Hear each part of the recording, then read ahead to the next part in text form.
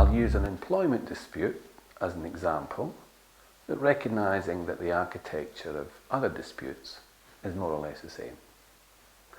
Typically, in employment, disputes flow from a number of common sources: remuneration, bonuses, career development, grading, and related concerns around diversity, and increasingly so.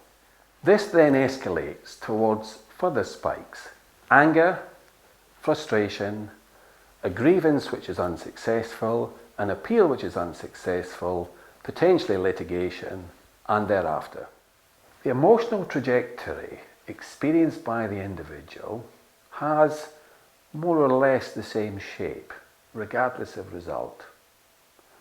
Frustration, anger, a sense of political campaigning in search of justice, frustration as timescales drag and advisors' fees increase, possibly some jubilation if they win, and then after a period of time, a sense that it just wasn't worth it.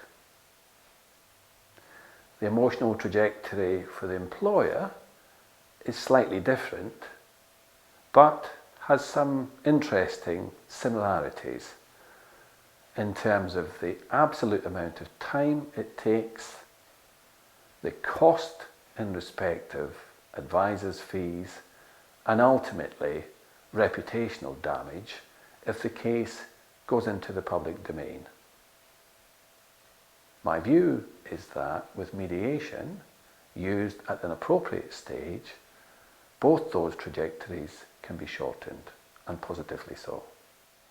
And it seems to me to be an interesting way forward in respect of doing things differently. And I say that for a number of reasons. Firstly, traditional means of resolving disputes, that is, grievance procedures and appeals, no longer work. They are used as a means of supporting or defending litigation by the employee and the employer. In fact, many HR practitioners are no longer prepared to have a difficult discussion with an individual. Instead, they refer them to a grievance procedure, which effectively guarantees that the individual will have no satisfaction. So just to make the point about grievances, I recently reviewed the caseload of a firm of employment lawyers. Not one of the grievances on their files was found in favour of the individual. It typically took 6 months to hear.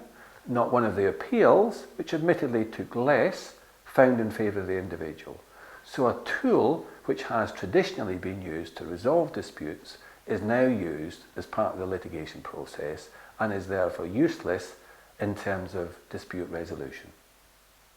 The late Bob Hoskins was known for a number of roles as the London gangster who literally watched his empire explode around him in The Long Good Friday, as the lovesick private investigator in Who Framed Roger Rabbit.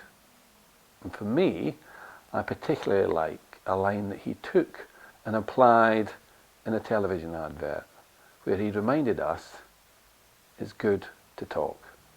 His advice in respect to resolving disputes is as relevant as it was then in terms of encouraging families to be in touch by telephone.